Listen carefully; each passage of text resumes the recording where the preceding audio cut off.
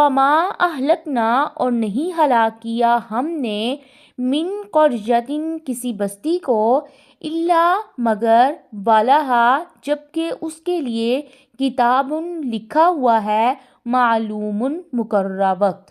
اللہ تعالیٰ جب کسی بستی کو گناہوں پر اصرار کی وجہ سے ہلاک کرنا چاہتے ہیں تو اس کا ایک وقت مقرر کر دیتے ہیں تاکہ اس سے پہلے اس بستی والوں کو غور و فکر کا موقع مل جائے اور شاید وہ اپنی حرکتوں سے باز آ جائیں۔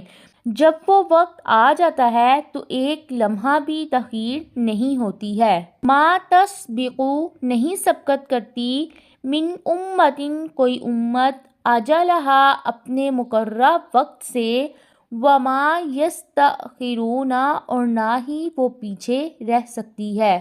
اللہ تعالیٰ کہتے ہیں کہ مقررہ وقت آ جاتا ہے تو انہیں ہلاک کر دیا جاتا ہے۔